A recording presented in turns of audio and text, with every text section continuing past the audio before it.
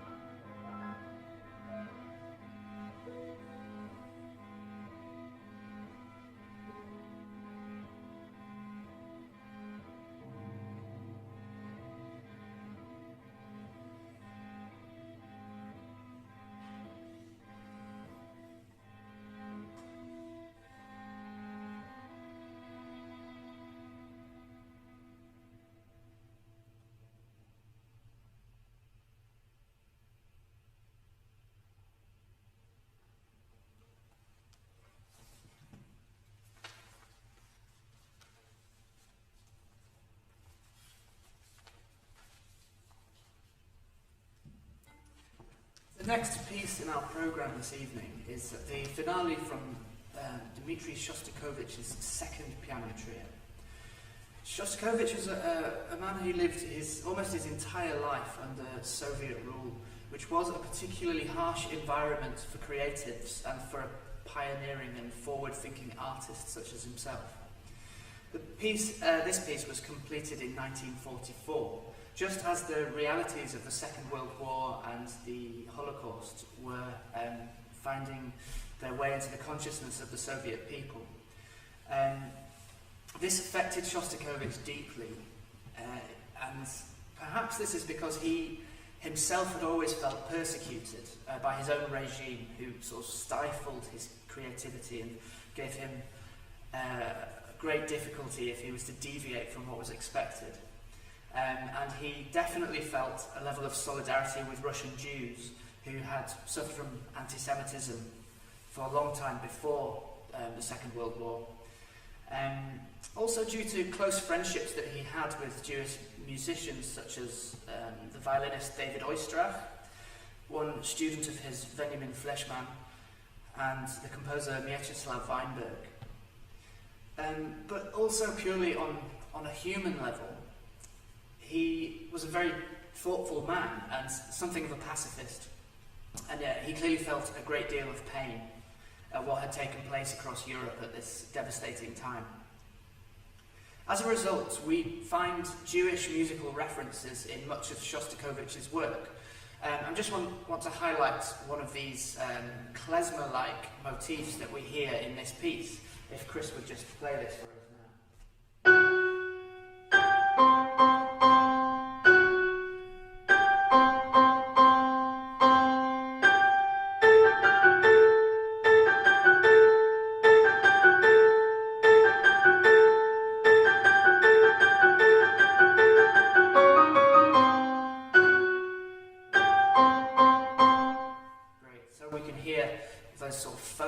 Intervals there that sound quite different to what we're used to hearing.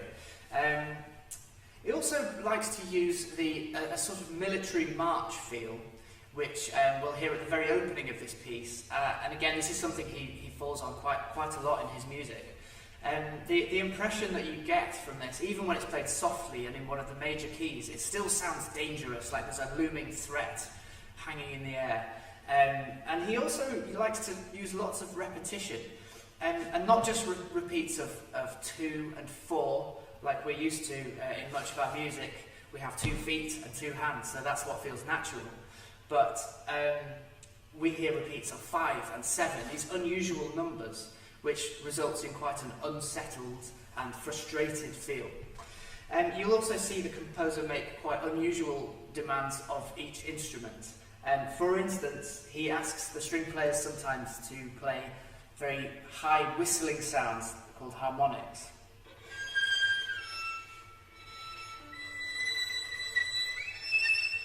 That kind of sound. And he also asks us to use the stick of our bows sometimes instead of the hair, as Powell will demonstrate. That's a nice one. It sort of sounds more percussive, almost like a drum. And he was a pianist himself, so he asks our pianist to play quite a lot of notes.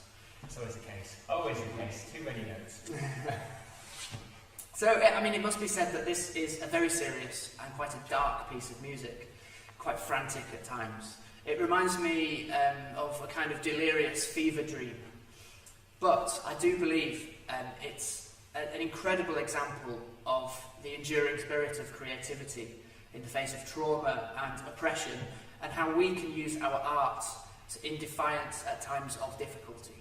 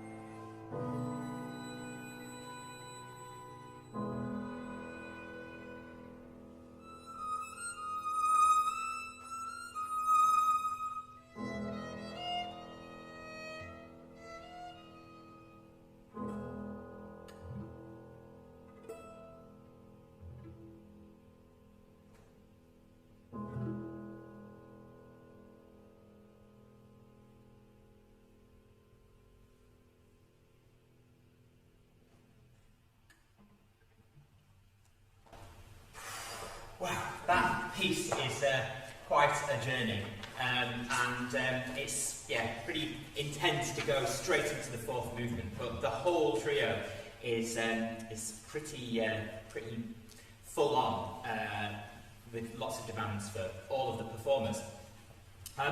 If you are enjoying this event, I really hope you are, then please consider donating in lieu of a ticket for And Piano. We are a very young festival. Only last year we became a charity, and we're really trying to sort of keep our area, Huddersfield, Hercules, and West Yorkshire's tradition of music making alive, adding to the rich heritage that we have.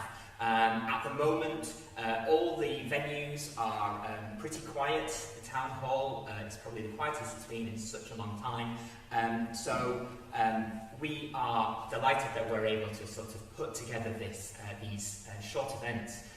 But it's not without cost, so it would be lovely if you could make a contribution. That would be really, really fantastic and help us to be able to put more events on and reach out to our wider community. We're going to move on to our third piece and our fourth piece. We're going to sort of move into those two pieces back to back because they sort of lead nicely into each other. And the first piece that we're going to perform is by Zenobia Powell Perry. You might not have heard of her, I haven't. And because of the Black Lives Matter movement that happened over 2020, and is still sort of going on now, sort of reflecting on the injustice that's happened, particularly in America, but across the world, we really wanted to showcase and intend to program more diverse composers. So we're delighted that we have found a piece for piano, cello and violin by a black female composer.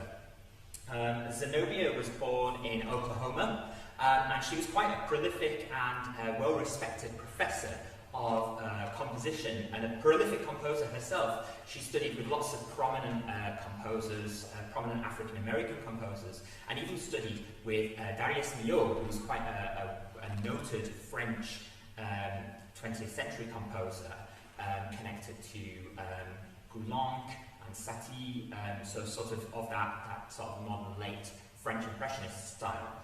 And she lived for a good time. I think she was about 94, 95 years old, only died sort of after the millennium, 2004, 2005, so she lived a great life and inspired a lot of a new generation of composers. Her work is described as quite tonal, as quite melodic, and you can hear in the music that it draws on a lot of African, Caribbean and jazz influences, a lot of syncopation, a lot of jerky styles. And this piece is called Excursion, and it was written in 1989. It's quite a modern piece. And it jumps from very, very different styles, quite abruptly. And I think the piece, the title Excursion, really does suggest a sort of searching for ideas, maybe looking back, looking forward, and suddenly being transported to lots of different areas. What I think you'll find quite interesting is at the start, you get a nice jazzy, it's like a sort of, I don't know, D minor.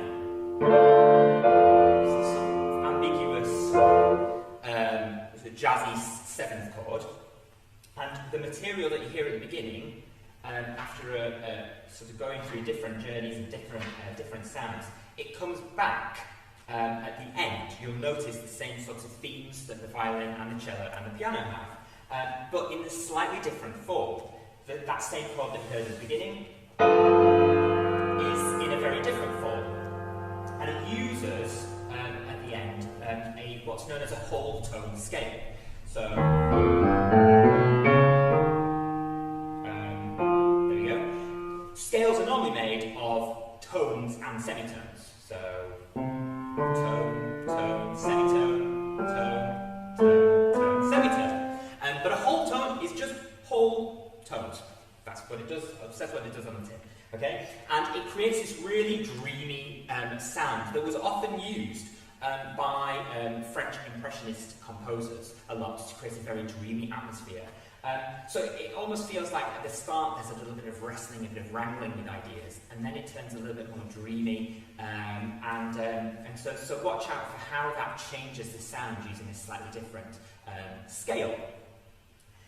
And it doesn't quite finish. It doesn't. You feel that it won't finish. It still uses that whole tone scale. And it leads nicely into the Beethoven. It sort of falls into the Beethoven, which is a weird combination because Beethoven is for a long time he's back in the past, isn't he? Oh gosh, that's a terrible thing to say, isn't it? Anyway, Beethoven, it's his 250th anniversary of his birth. He was born in 1770. And so we wanted to make a nod to Beethoven as well. And one of his piano trios was nicknamed the Ghost Trio. And we thought that was quite an apt title. Although the nickname Ghost actually comes from the second movement. The second movement is often typically the slow movement in a piece. And you've got this very, do you reckon you can play this, guys? It's just D, A, F.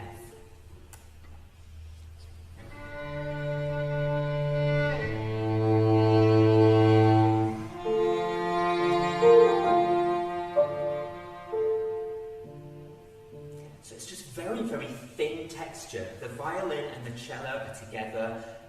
It's very restrained, there's not much emotion or expression, the sound is very, very still, and it creates a very ethereal, spooky quality, which is then echoed with the piano sort of coming in, just these very soft footsteps. So that's how the Ghost nickname sort of came to be when it was heard.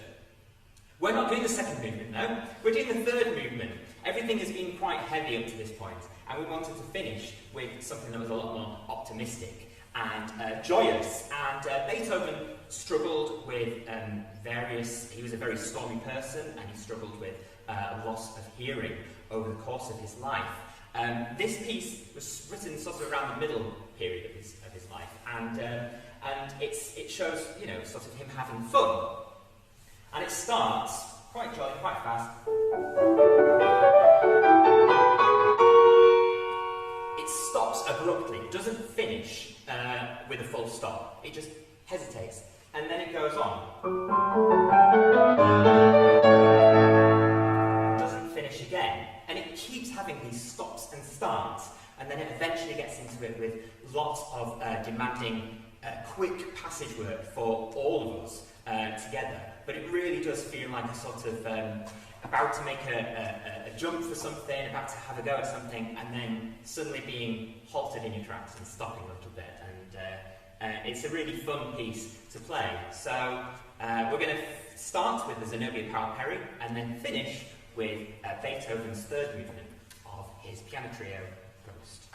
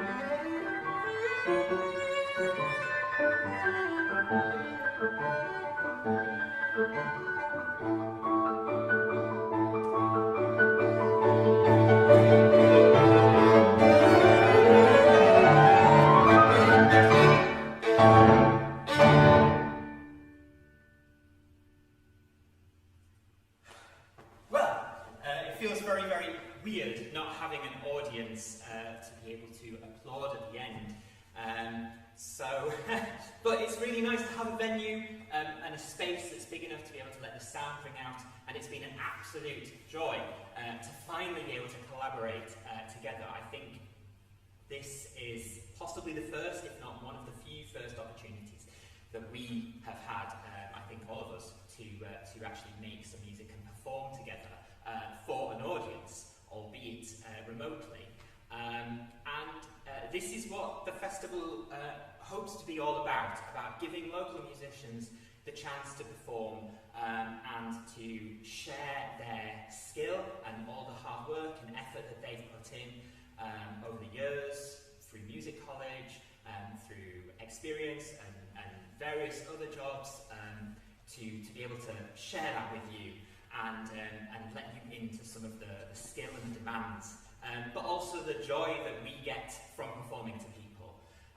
If you have enjoyed this event, then please consider making a donation. You can make a donation either by visiting our website, antpiano.co.uk, or there will be some details down in YouTube or Facebook on the comments page.